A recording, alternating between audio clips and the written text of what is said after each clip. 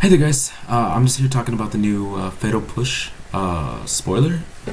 So, a lot of people have been talking about where Fatal Push will land in different decks like Jund, Abzan, Grixis, whether or not it will make Esper decks and Sultai decks viable. And I see a lot of comparisons, especially in the Black-Red X decks, where Fatal Push can't replace Terminate. Terminate, you need Terminate.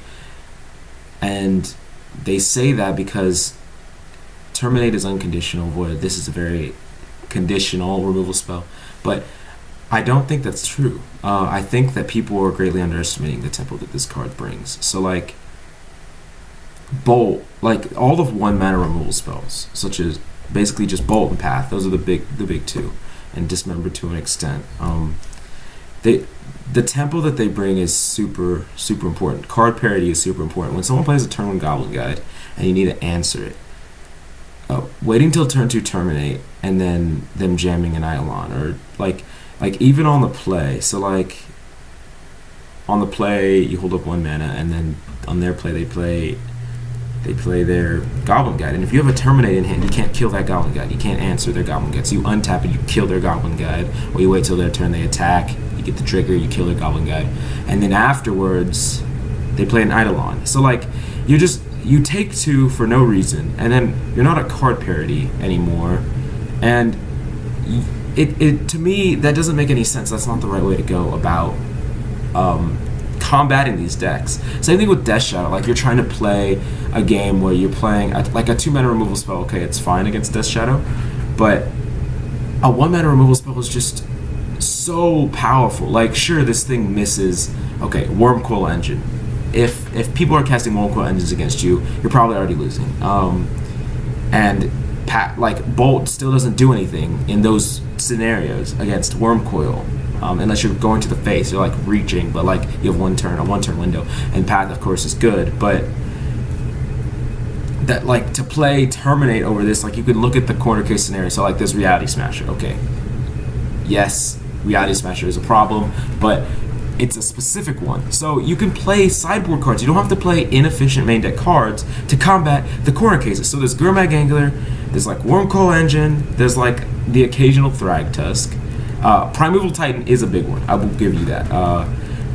But like, there are other ways you can deal with Prime Time, and it's another one of those scenarios where like you can fight over the spell if you're a control deck, or you can deal with that kind of strategy in the sideboard because it's quarter case. So Primeval Titan, Gurmag Angler, Tasigur, Reality Smasher are like the big 4, and the Gurmag Angler, Tasigur, like, okay, maybe that's a scenario, but like the decks that are going to be playing these should have other answers to those kind of threats, whether it is their own kind of threats, or like, okay, let's say you're Jund, right, and you're playing against a Grixis control deck. So you have Liliana, they play very few creatures, you can just make them sack creatures. So you have an Edict effect for their big creatures, and then for their Creeping Tar Pits and their Snapcaster Mages, you have a 1 mana very efficient removal spell that you could play.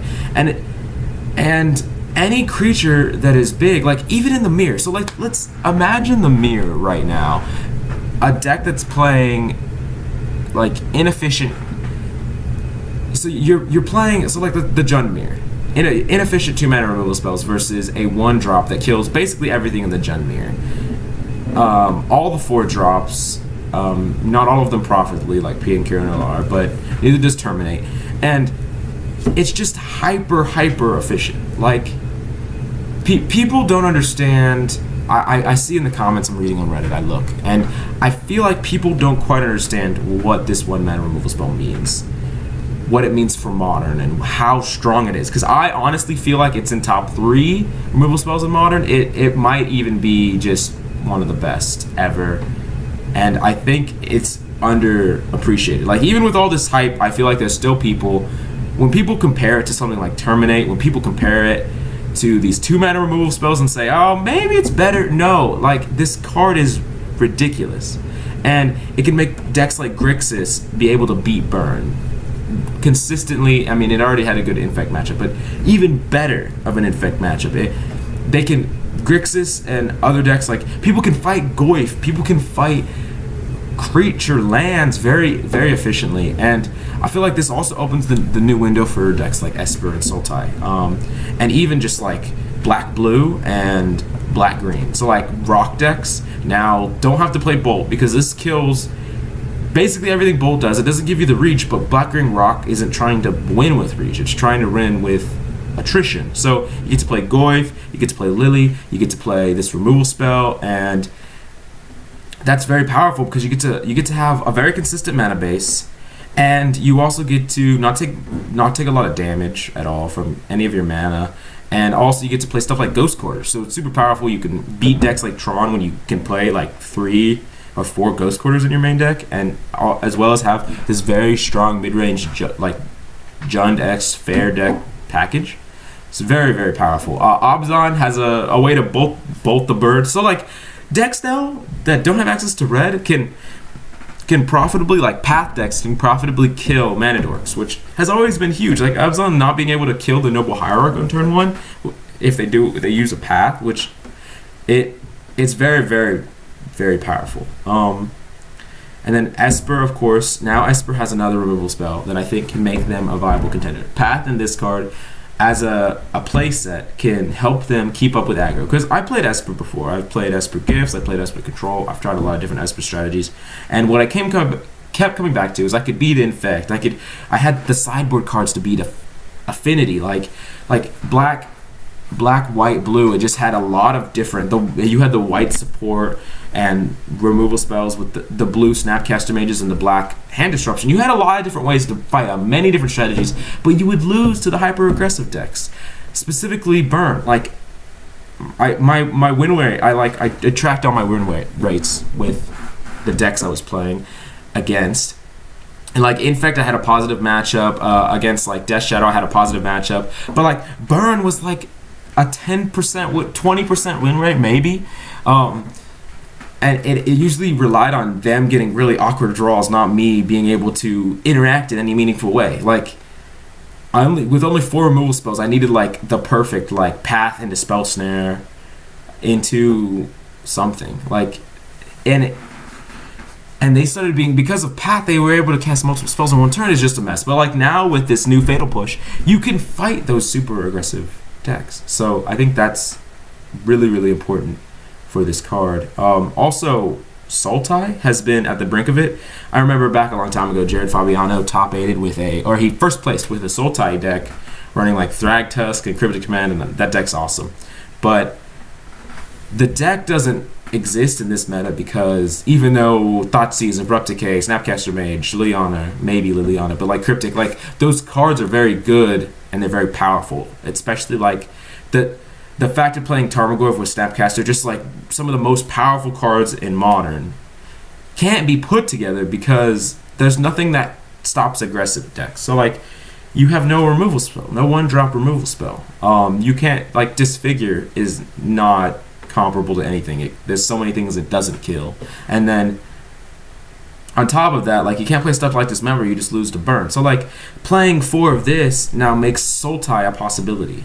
And that is, in my opinion, a very, very strong color combination potentially. So like, if this card slots right into there, and if 4 removal spells at the 1-drop spot is enough to make this deck viable, you play like 4 Inquisition, 4 of this, and then 4 Serum Visions or something like that, the deck could be like a blue Jund or a blue Abzan, like a fair deck in blue colors, which is very powerful, and I think that could be viable now. And I really feel like this card is just insane, like completely insane. It changes Modern, it makes decks viable that were not viable. It gives black like a kill spell that it deserves. Like, black needed this as like, it's the color identity of like killing things, and it doesn't have anything that killed things, and I'm really glad it did. And so these are just my thoughts about this card. I really think it is pushed for Modern, and I really like everything about this card. I feel like Modern is going to be drastically changed because of this, and I really feel like you're going to start seeing an emergence of different types of control decks that can fight. They can fight back. I feel like Esper is going to be popular because it has Graveyard Hay, and Soul's going to be popular because it's just really strong. It has a fast clock in Goif, and I'm just very excited. I'm excited to brew. Tell me your thoughts about this. Some people might say I'm overhyping the card. I'm making too big of a deal about it, but I really don't think so. Like, and we'll come to see in the next couple of months after release whether or not I'm right about this card. But I really think I do. I am, and we'll just have to see. But thanks for tuning in, and I'll see you next time.